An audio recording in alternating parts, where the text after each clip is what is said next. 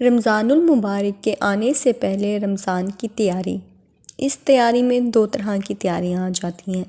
Number 1 پہ ذہنی تیاری اور نمبر 2 پہ عملی تیاری۔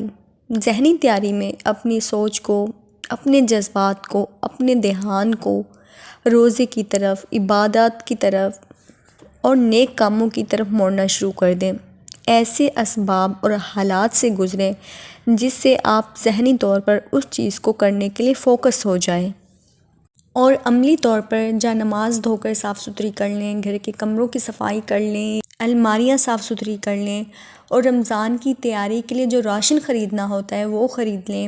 عید کی تیاری رمضان کے آنے سے پہلے کر لیں۔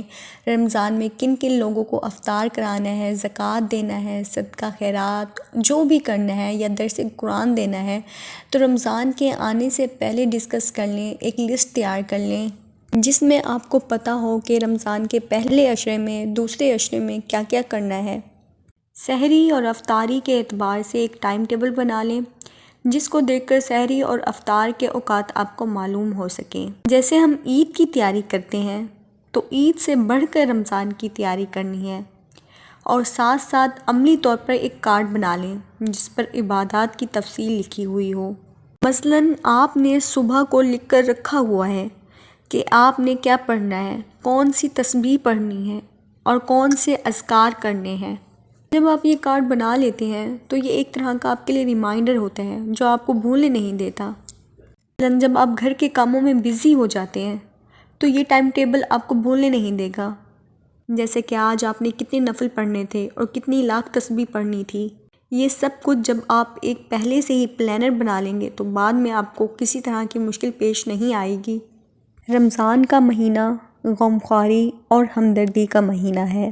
جو عام دنوں میں نیکی نفل کا درجہ رکھتی ہے وہ رمضان میں فرض کا درجہ رکھتی ہے، اور یہ فرض 70 برس کے برابر ہو جاتا ہے۔ رمضان میں افطار کا اہتمام کریں۔ ضروری نہیں ہے کہ یہ اہتمام آپ دوسروں کے لیے کریں، آپ اپنے گھر والوں کے لیے بھی کر سکتے ہیں۔ آپ اپنے گھر والوں کا روزہ کسی بھی چیز سے کھلوا سکتے ہیں، اس میں کھجور، پانی اور کھانا بھی آ سکتا ہے۔ رمضان میں تمام خواتین مل جل کر کام کریں، ایک اکیلی عورت پر سارا بوجھ نہ ڈالیں۔ اور ایک اہم بات، اس مہینے کو عبادت کا مہینہ سمجھ کر گزارا جائے، نہ کہ دنیا داری کے اعتبار سے گزارا جائے۔ حدیث میں آتا ہے کہ جس نے روزے میں جھوٹ بولنا نہ چھوڑا اور لڑائی جھگڑے اور فحش باتوں کو نہ چھوڑا تو یہ روزہ نہیں بلکہ بھوکے پیاسے ہونے کا نام ہے۔ رمضان کا موقع آ رہا ہے، کوشش کریں کہ نماز کو اول وقت میں ادا کریں، روزے کو حقیقی روزہ اور نماز کو اول وقت میں ادا کریں، اور اسی طریقے سے نفل میں جو اہتمام کر سکتے ہیں وہ کریں۔ قیام اللیل جس میں تراویح پڑھی جاتی ہے وہ ادا کریں، کیونکہ نفل جو ہے رمضان میں فرض کے برابر ہو جاتے ہیں، اور تمام دنوں میں جو فرض ادا کرنے میں کوتاہی ہو جاتی ہے تو اس کی کمی کو پورا کرنے کا سبب بنتے ہیں۔ تو کوشش کریں کہ تراویح کو شوق سے پڑھیں، کیونکہ اس میں مغفرت کا وعدہ ہے۔ قرآن پاک کو صبح میں پڑھنے کی عادت ڈالیں اور صبح اور شام کی دعائیں پڑھا کریں، نیک کام کریں اور دوسروں کو بھی اس کی ہدایت دیں۔